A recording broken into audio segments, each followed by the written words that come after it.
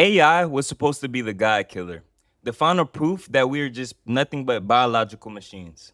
As 2026 advances, we see just how wrong that is. The closer we get to AI becoming more like humans, the more we see how big the gap actually is. Because there is something that separates us from them, and it's not just the understanding of things, but it is the soul, the consciousness, what lies within us that isn't physical. We aren't witnessing the end of religion as much as we are witnessing the confirmation of the soul. If your creation demands a creator, what do you say about yourself? You are not just a machine, but rather a masterpiece. Let's dive into it.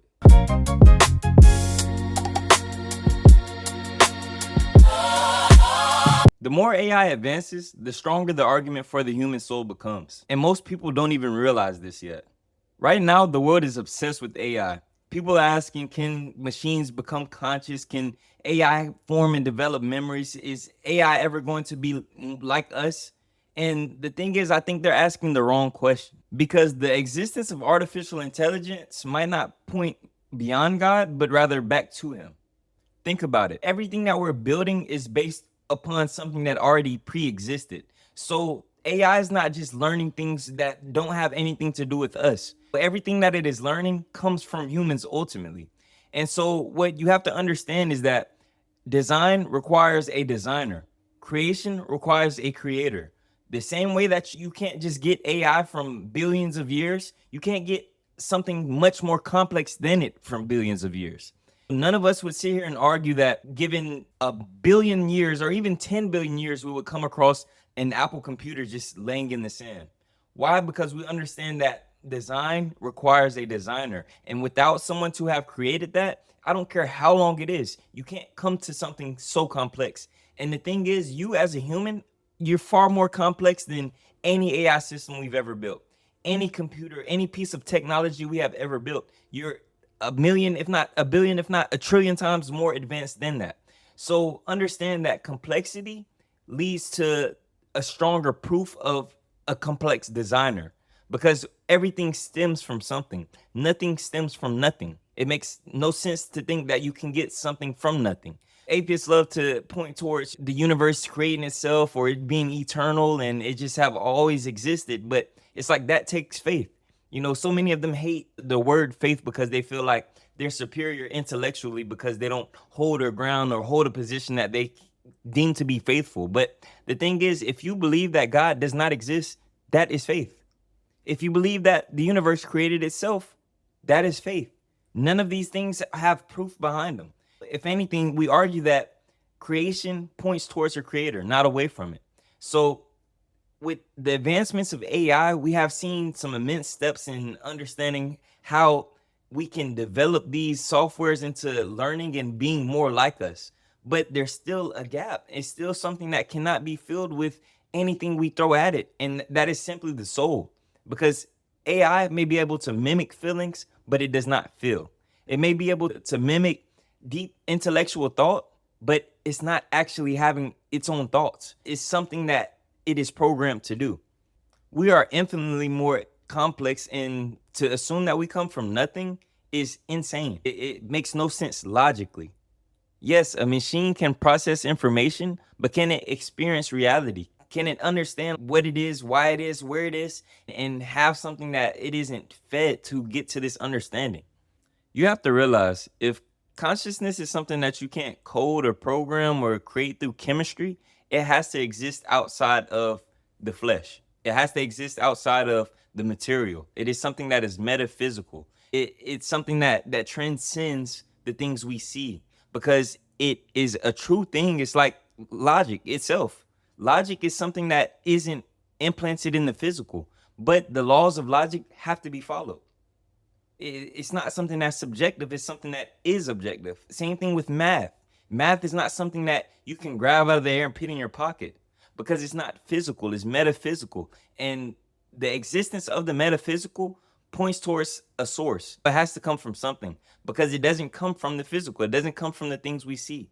So to understand this is to realize that, okay, we have a God, we have a creator, something or someone who created us in this way and given us these properties and these understandings to even know what a logic is, or know what a math is, or to know what a soul is. And so once you understand this, you believe, okay, we either have a personal God or a God who's not personal at all, meaning a God who cares about us or a God that just created us and wants nothing to do with us. And so many feel like God wants nothing to do with us because we go through things like suffering, we go through tough times, but suffering is something that someone like me would say is essential, because without suffering, there is no growth, there is no strength. Compare it to the physical. We can see that if you go to the gym and you work out, but you never break a sweat, you're not going to get any better. You're not going to get any stronger. It is the hard times that make you harder, not the soft times. A pillow cannot sharpen a knife because it's not as hard as it. You understand? So going back to the point, that source, that God being personal and loving us is what he gave us free will for. As Christians, we believe that we have free will because God wants us to be able to choose him. Because without choice, there is no such thing as love.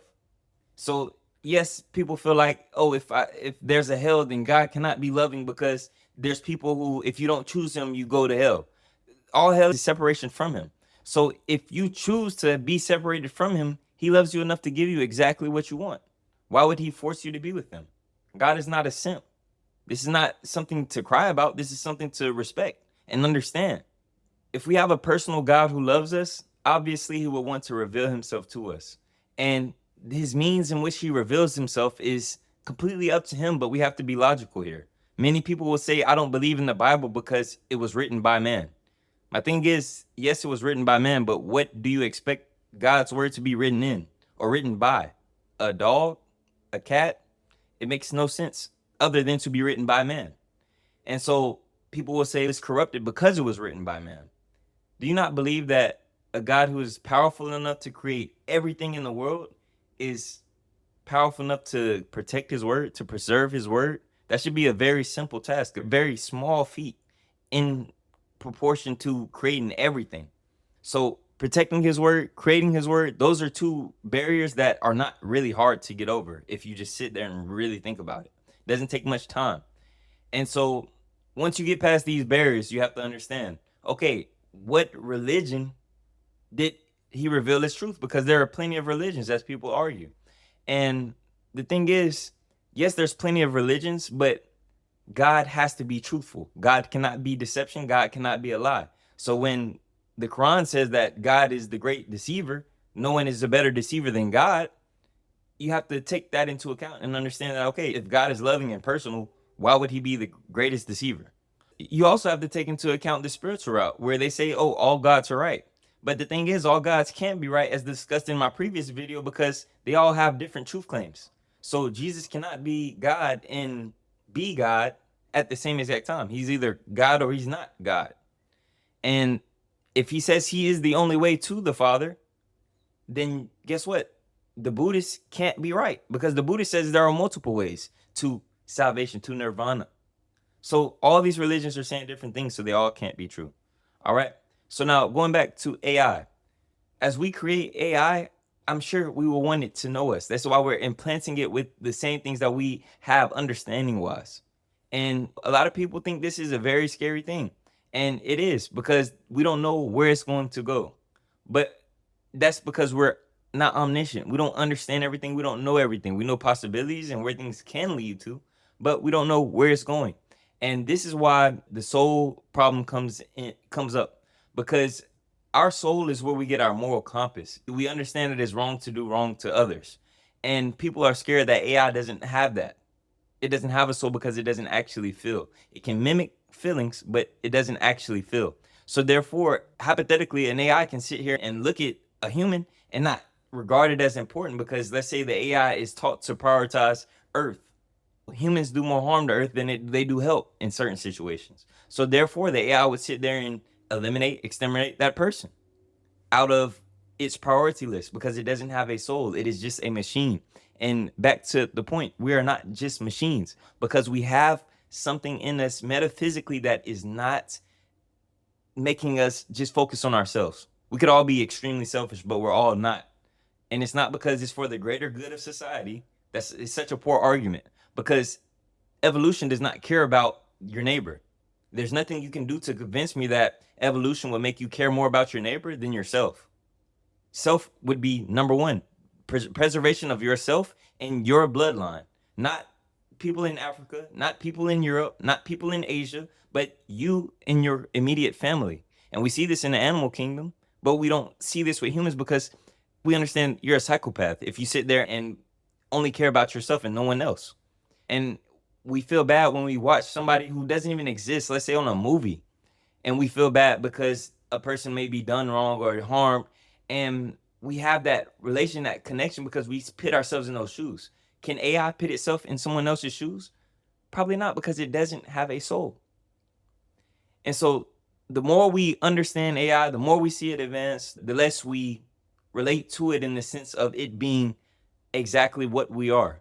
Because our essence, our nature, it is not defined just by code and chemistry, like many atheists will try to proclaim or allude to.